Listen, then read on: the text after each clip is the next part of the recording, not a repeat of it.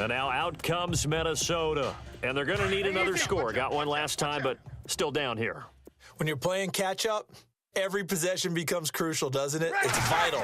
Get back out on the field, punch in the end zone again. They know it's not easy, but what they do have going for them, they did. This is caught inside the 15. And he takes this thing down deep into Chicago territory.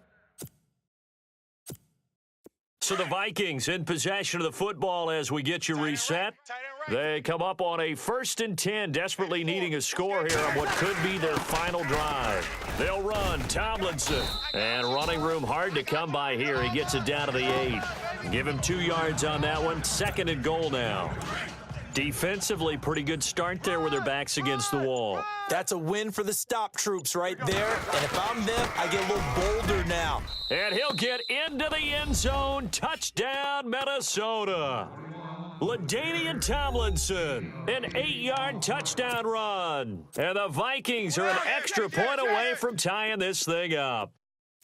Well, the hard part's done. Now they just need to split the posts, tie it up, but then their defense is going to have to hold up to send it to overtime. Yeah, no matter what. I know there's an inclination in it when you have momentum to go for 2 here, but if you miss it, you don't give your defense a chance at all. Plus, it's been a good game. I want to see overtime. I'm selfish. You obviously don't have a flight to catch. Tomorrow. Zerline out now to kick this one away. Set to return now. Here's Deontay Thompson.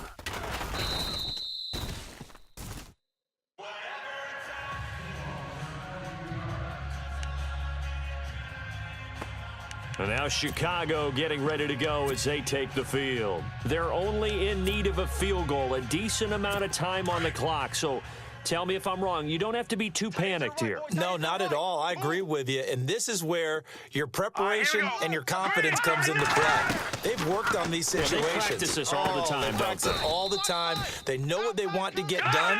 And in a lot of cases, the great competitors, they love this situation. They think they can go ahead and get it done. They practiced it. We'll see if practice makes perfect. Back to throw.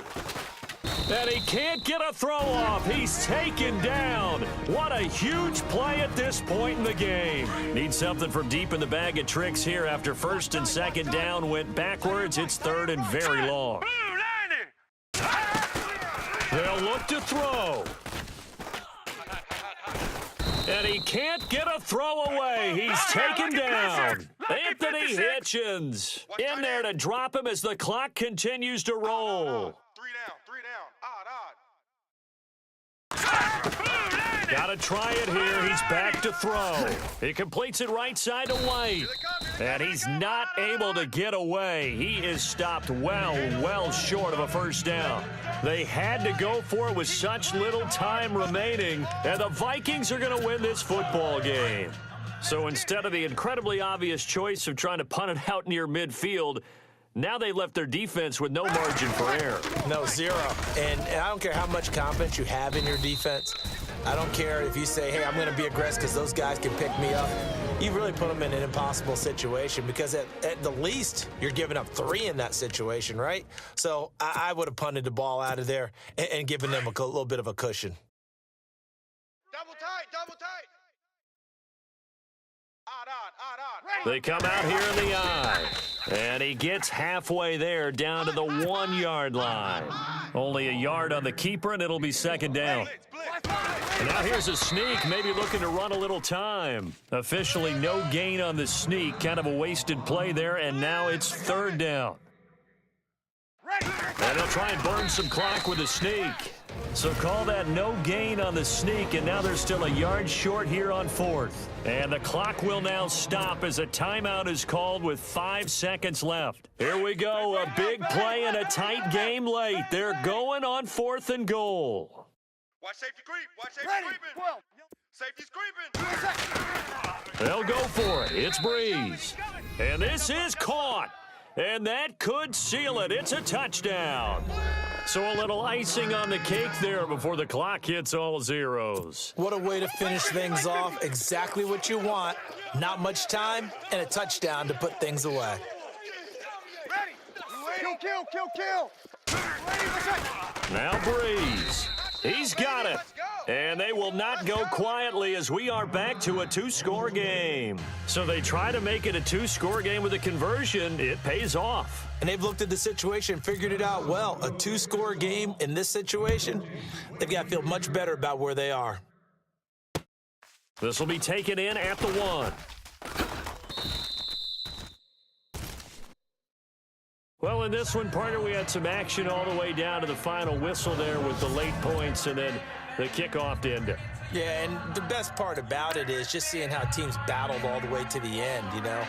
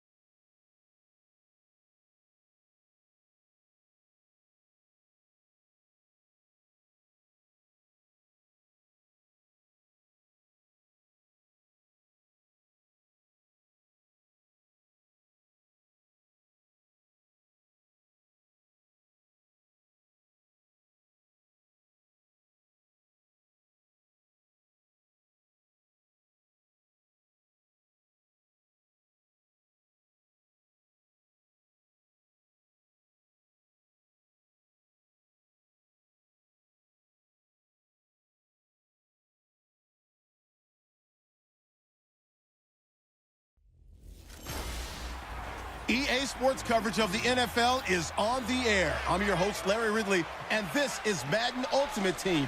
On deck, we've got a great matchup in store between the Pittsburgh Steelers and the Minnesota Vikings. The Vikings interplay here tonight.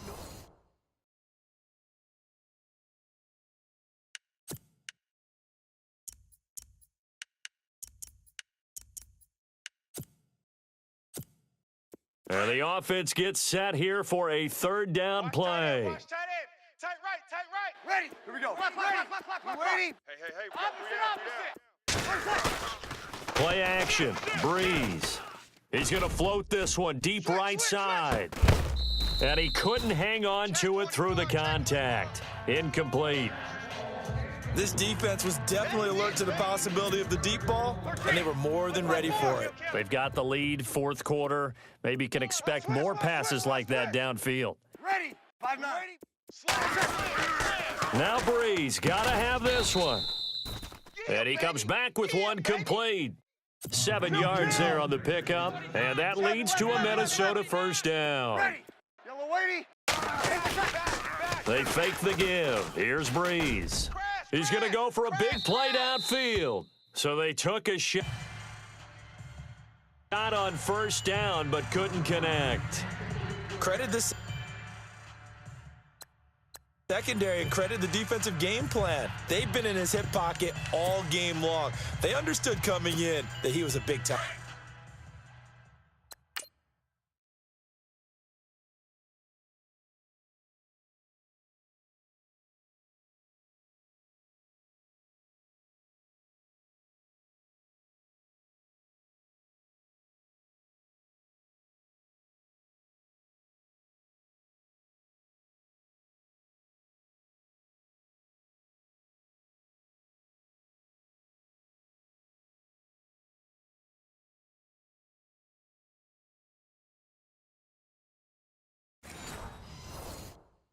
Receiver. Go. Ready. On second down, it's Tomlinson. And a good swarm to the football defensively as they get him down at about the 40. He only got a couple on that one, so not a ton of help. They'll have a 3rd and 8 forthcoming. Breeze going to throw. Quick throw, that's complete on the inside slant. And he's got enough for the first across midfield to the 48.